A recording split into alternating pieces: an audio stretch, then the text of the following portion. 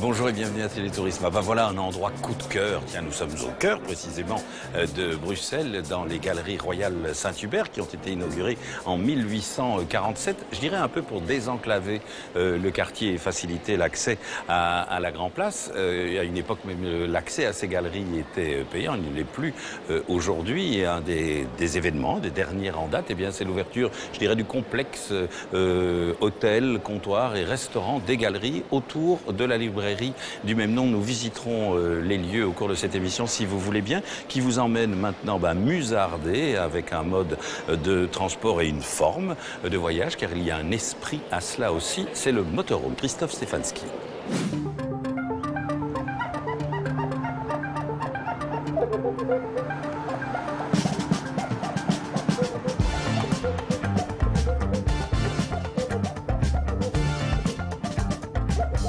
Cette semaine, on vous propose de tester un petit week-end dans les Ardennes à bord d'un motorhome comme celui-ci. C'est parti.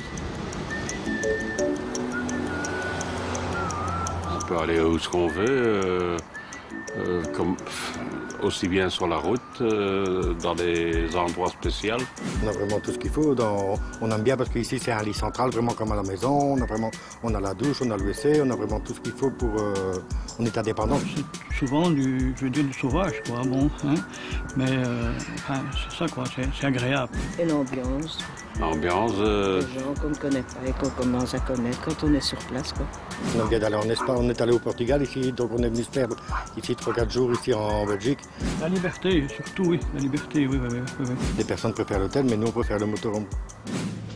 Avec plus de 80 000 adeptes en Belgique et 4 à 5 000 nouvelles immatriculations chaque année, le secteur du motorhome est en croissance constante. En France, on est plus tourné vers la dénomination camping-car. En Belgique, on est tourné vers la dénomination motorhome. Ça reste le même véhicule, évidemment. C'est un genre de caravane, disons, avec un moteur et un poste de conduite. Le confort intérieur est nettement supérieur quand même aux caravanes, bien que celui des caravanes à l'heure d'aujourd'hui a quand même fortement évolué. C'est une philosophie particulière puisqu'on est amateur de liberté. On est dans le cadre de l'écologie et de la liberté, de l'environnement, de la nature. Les gars, on est prêts à démarrer ? Ouais, on y va. Le motorhome est un véhicule qui est autonome et on peut aller dans des endroits, je vais dire, qui ne sont pas forcément adaptés à la vie de camping, par exemple. Moi, j'ai fréquenté des endroits, notamment en Norvège. Je crois que personne n'irait dormir là. Et il n'y a pas d'hôtel, il n'y a rien du tout. Quant à l'âge moyen des utilisateurs, il se situe entre 55 et 70 ans, à savoir des personnes qui disposent de certains moyens financiers et qui ont la possibilité de partir plusieurs fois par an. Pourquoi cet âge-là ? Il faut savoir quand même qu'un nouveau motorhome coûte entre 75 000 et 150 000 euros pour les plus gros. Bien entendu, on peut trouver des locations et c'est souvent le premier pas, la première démarche vers l'achat d'un futur motorhome. Si l'aventure vous tente, sachez toutefois que vous devrez vous accommoder des contraintes liées à ce type de véhicule, comme l'exiguïté. Évidemment, on a une autonomie de plus ou moins 3 jours. On est avec une cuve d'eau propre qui avoisine les 120 litres pour des motorhomes de 7 mètres de long.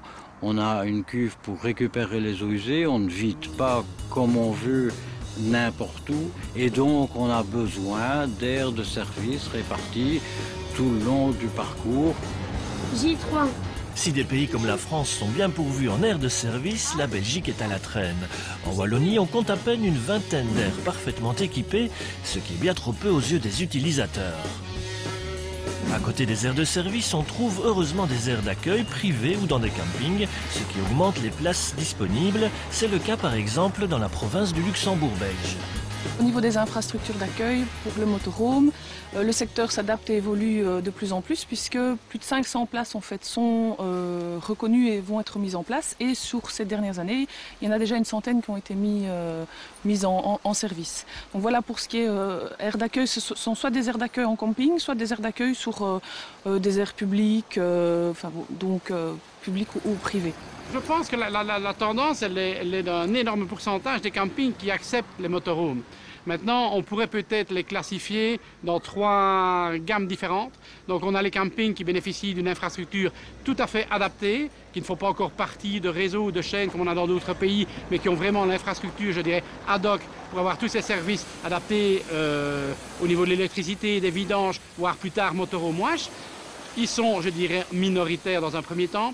On a une deuxième partie de camping qui ont une certaine partie des commodités, l'électricité, l'emplacement réservé dans un espace différent et distinct. Et alors on a une troisième série de campings qui reçoivent les motorhomistes tels qu'ils reçoivent un campeur, un caravaniste ou une personne qui est résidentielle à l'année. À Érezé, entre La Roche et Durouy, au cœur des Ardennes, le camping du Val de l'Aisne se classe dans la première catégorie et dispose d'une infrastructure ultra complète et performante en matière d'accueil des motorhomes et de leurs occupants. Pour les mobilhomes, on peut faire le tout. Donc prendre l'eau, remettre l'eau, le tout. Électricité, il n'y a pas de problème. Et bien sûr des emplacements où on peut loger avec son mobilhome ici. Effectivement, oui. C'est un camping qui est assez grand, avec beaucoup de caravanes résidentielles.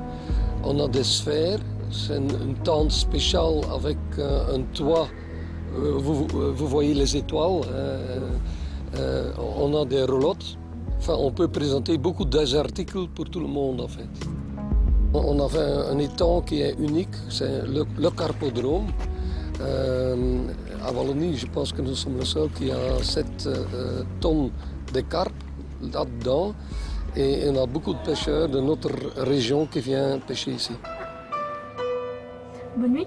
Oui, à demain. Bonne nuit, parents.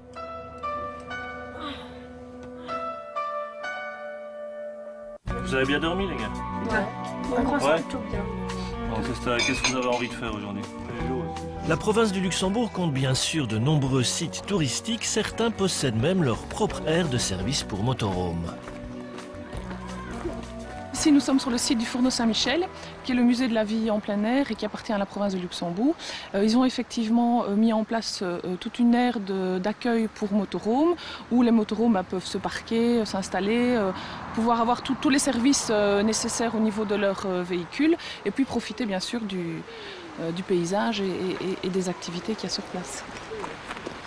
Le domaine est vraiment placé dans une cuvette et bien protégé, et donc permettre l'accès aux mobilhomes et caravanes, c'est une façon d'augmenter l'offre et l'accessibilité du site. Et donc ça a été aménagé maintenant il y a quelques années, et tous les jours on a 2-3 véhicules en pleine saison. C'est vraiment agréable de savoir qu'on peut aussi proposer quelque chose aux touristes qui utilisent ce mode de fonctionnement. Le fourneau Saint-Michel, à la base, c'est un haut fourneau de sidérurgie proto-industrielle qui s'est développée à la fin du XVIIe et au XVIIIe siècle, un petit peu plus haut qu'ici. Mais juste à côté, là où nous nous trouvons, nous sommes dans ce qu'on appelle aussi le musée de plein air, donc un vaste domaine de 40 hectares sur lequel, depuis une quarantaine d'années maintenant, la province de Luxembourg, l'institution provinciale, est venue faire reconstruire et transplanter des maisons qui symbolisent et qui représentent l'habitat de nos campagnes wallonnes et puis surtout du Luxembourg. Si vous désirez poursuivre la découverte des Ardennes belges et françaises à bord de votre motorhome, le nouveau guide web Ardennes All Access vous propose des circuits thématiques à télécharger sur votre GPS ou smartphone. Bon voyage!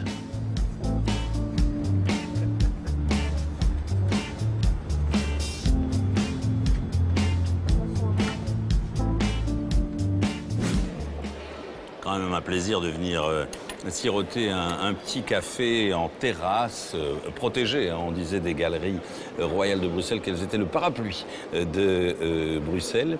Je ne sais pas si cette terrasse de l'hôtel des Galeries fait déjà partie des plus belles terrasses de Bruxelles, mais c'est à leur rencontre et par une belle fin d'arrière-saison, comme on dit, qu'Isabelle Petit-Dufresnoy vous propose de partir. Nous commençons notre top 10 par une terrasse bien connue du cœur de Bruxelles, celle du Mime. Tout en haut de l'ancien bâtiment Art Nouveau des magasins Old England, la terrasse du musée des instruments de musique offre une vue imprenable sur la place Royale, le Mont des Arts et l'Atomium. Ici, on vient pour le brunch à volonté avec coupe de champagne pour 28 €. Abbiamo scoperto questo locale, questa terrazza, grazie alla mia compagna che vive e lavora a Bruxelles e non c'era mai stata neanche lei e voleva farci vedere questa terrazza meravigliosa di Bruxelles e realmente lo è, in effetti, e penso di tornarci. Non ho ancora visitato il museo della musica che sta sotto, ma lo farò e tornerò in questa terrazza stupenda. Toujours dans le centre, côté Sainte-Catherine, cette fois le café de Markton est celui du centre culturel flamand attenant à la façade. Sous les platanes de la place de l'ancien marché aux grains, on s'attable volontiers pour un café ou pour manger un morceau. À la carte, une cuisine saine, savoureuse et très abordable. C'est quand même une des plus belles terrasses de Bruxelles, je trouve. La bordée d'arbres, on a un préau tout vert. Moi, je le mettrais dans le top 5, carrément. Moi, je le mettrais dans le top 10 puisque j'en connais beaucoup d'autres, donc c'est difficile de choisir. Nous, on y vient avec des collègues aussi de temps en temps, manger un petit morceau, et donc voilà, c'est un lieu agréable. Le quai aux briques, perpendiculaire à la place Sainte-Catherine, est bordé de terrasses dont le design a été pensé par la ville. En matériaux durables, qualitatifs, elles sont couvertes et vitrées. Ici, on vient pour la gastronomie des produits de la mer, la spécialité du coin. Ce sont des terrasses aquarium, en fait ce sont des verres, comme ça on ne perd pas la profondeur de la place ici des quais. On peut les installer à partir du mois de Pâques et jusqu'au mois d'octobre. Après naturellement il y a le marché de plaisir d'hiver ici, donc là on est obligé de supprimer les terrasses, mais autrement c'est quand même ça apporte un plus à tous les commerçants. À 2 pas, le café Métropole, place de Brouckère, est la terrasse du quartier pour voir et être vu, institution oblige.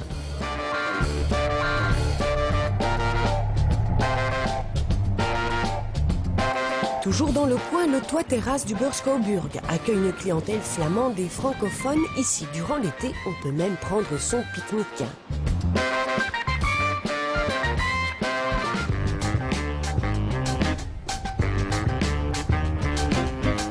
À 2 kilomètres entre Louise et le Sablon, le parc d'Egmont accueille dans son orangerie un resto dont la terrasse offre un moment de répit dans l'agitation alentour. Le chant des oiseaux prennent le pas sur les coups de klaxon et le week-end c'est brunch à volonté pour 25 €. And this is a place what we used to go from the parliament to the city to the Sablon, and we think it's the best and nicest place to make a little break and enjoy the greenness, and we really like. Direction Matongué, rue Bourré, pour un bistrot, ça ne s'invente pas. Le Stam, au numéro 1, est connu pour son bar ouvert sur la terrasse. En face, son bed and breakfast offre une petite terrasse à l'abri de la circulation, plus calme pour siroter un cocktail et faire causette. De la Flagelle n'est plus si loin et le fameux Belga dont la terrasse devenue incontournable est très people. Elle est grande, très grande et ne désemplit pas, quelle que soit l'heure du jour et de la nuit. Toujours à XL, mais côté cimetière, les bars estudiantins ne manquent pas. Parmi eux, le Tavernier recèle derrière sa grille une terrasse festive et verdoyante. Ici, la programmation musicale est tout aussi éclectique que la clientèle, un must. L'ambiance est chouette, c'est avec style un peu vieux, avec des vieux murs. Voilà, moi j'aime bien, ça me plaît beaucoup. À côté ou presque, le WAF et sa terrasse cachée à l'abri des toits. Elle est spacieuse et design, idéale pour chiller. Ce qu'on aime, c'est son bar ouvert et son accueil chaleureux. C'était notre sélection coup de cœur parmi un éventail très vaste sur Bruxelles. N'hésitez donc pas à nous faire part de vos bons plans terrasse à vous sur le Facebook de l'émission.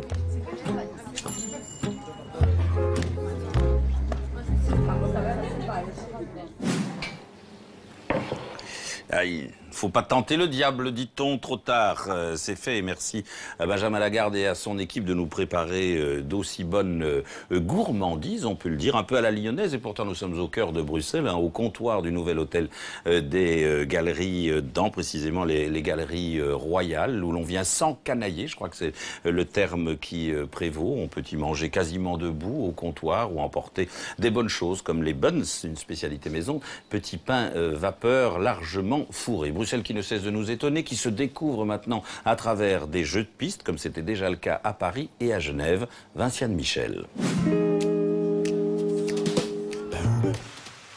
Les city trips ont de plus en plus la cote, mais il y a de nombreuses façons de découvrir une ville. Une façon reposante lors d'un sightseeing tour, classique avec un guide,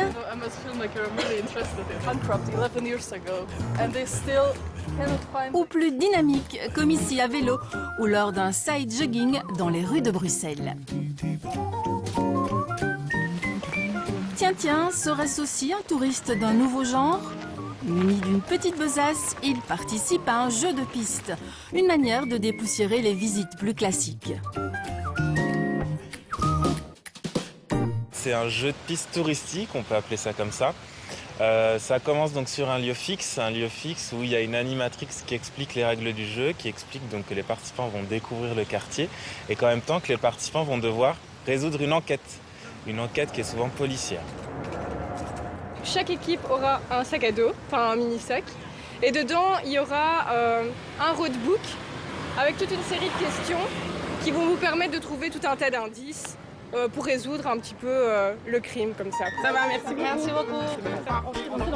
beaucoup. On s'approprie la ville, en fait, on est vraiment acteur de sa propre visite et on fait la visite un peu comme on l'entend. La grenouille, ça peut être joli.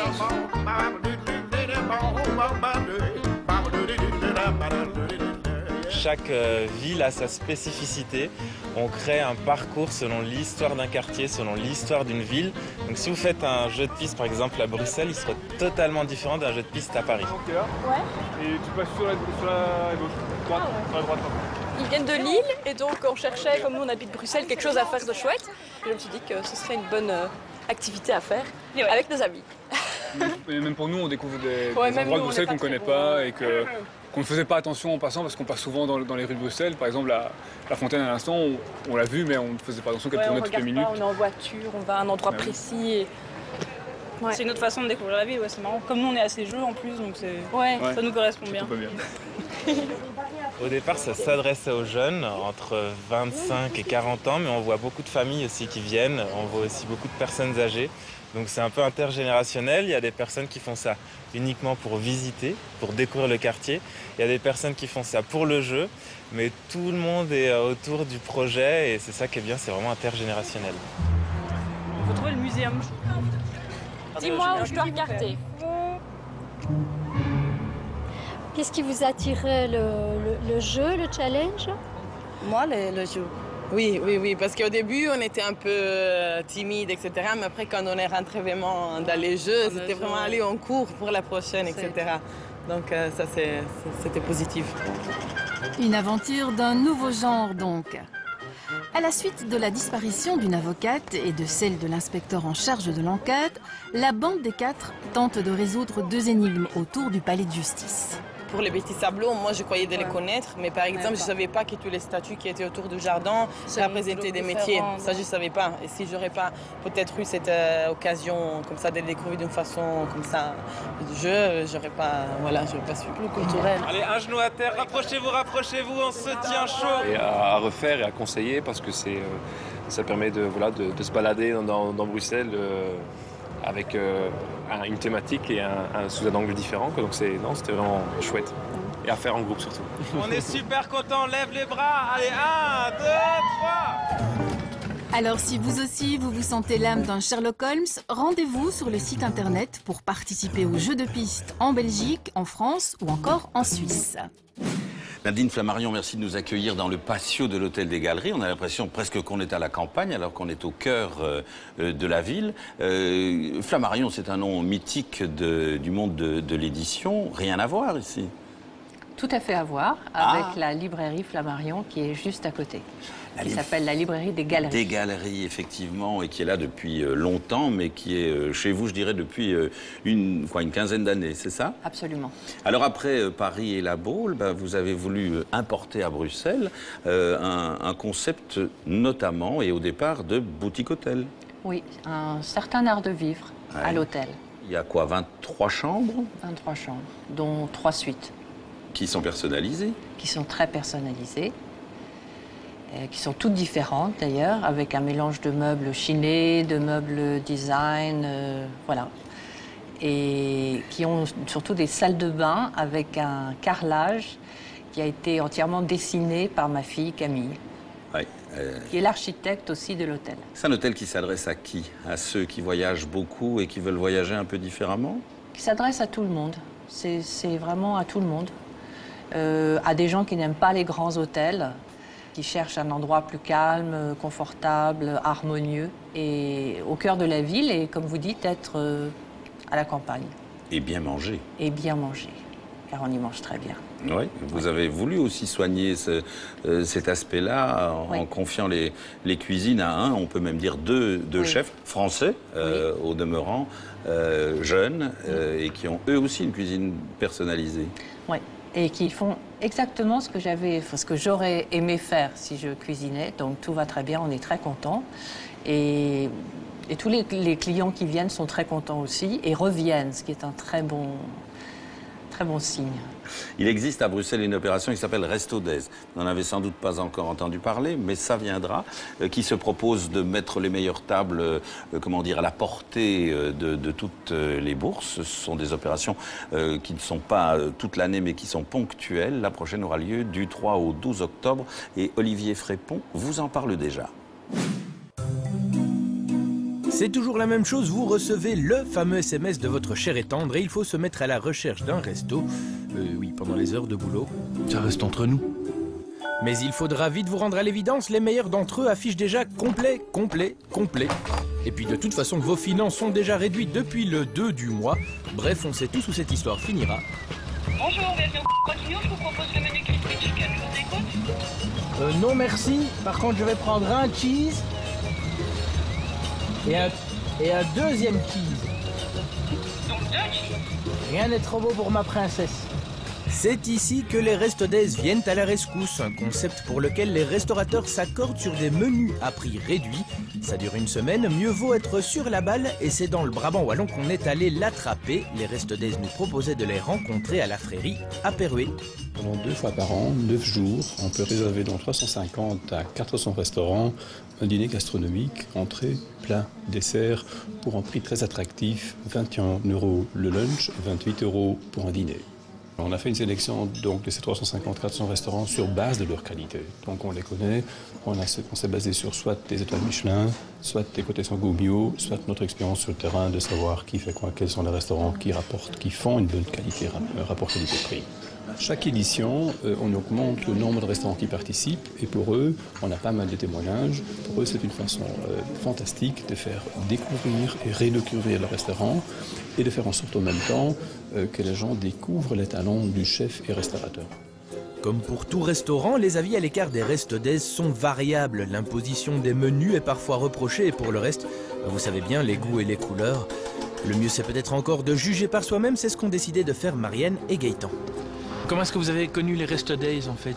En fait, c'est ma soeur qui m'en a parlé, elle avait testé ça avec son mec et je trouvais que c'était une bonne occasion de faire ça à mon tour avec Marianne. Faut être un fin gourmet pour trouver ça intéressant? J'espère pas moi.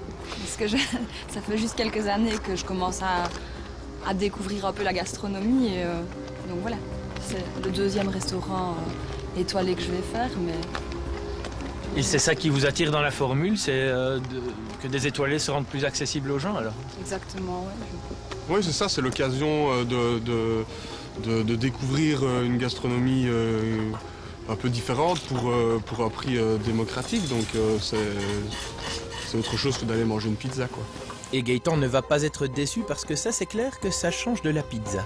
Ici, vous avez commencé donc avec les tomates de collection au poulpe, couteau géant et eau de tomate au céleri. Un Sauvignon de Touraine de chez Jackie Marteau, 2012. Le veau de chez Monsieur Hugues Desnoyers. Les princesses, on est sur un vin du Languedoc 2011. L'œuf de poulette cuit à basse température, poudre de cèpe et émulsion de noisettes. Le verdict?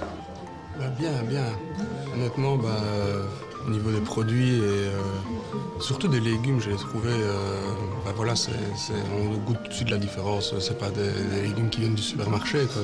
On sent que ça, qu'ils travaillent le produit d'une manière vraiment respectueuse. J'ai pu manger des choses que je n'aurais jamais mangées à d'autres moments. Et je pense que ça m'a donné envie de devenir une fine gourmet. Fine gourmet. Une fine gourmette et une grammairienne créative, voilà en tout cas qui devrait faire plaisir au patron. Et oui, l'air de rien, les restos d'Aise, ça demande du boulot. Ça permet donc de découvrir le restaurant. Ça permet aussi aux gens de profiter d'une action. Donc ça veut dire qu'il y a quand même un prix aussi, donc le prix est quand même intéressant.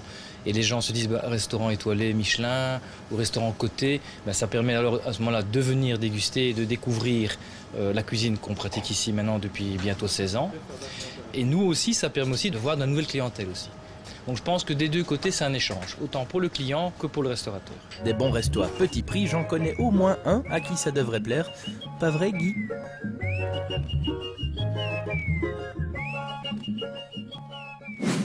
Ah, voilà le chef.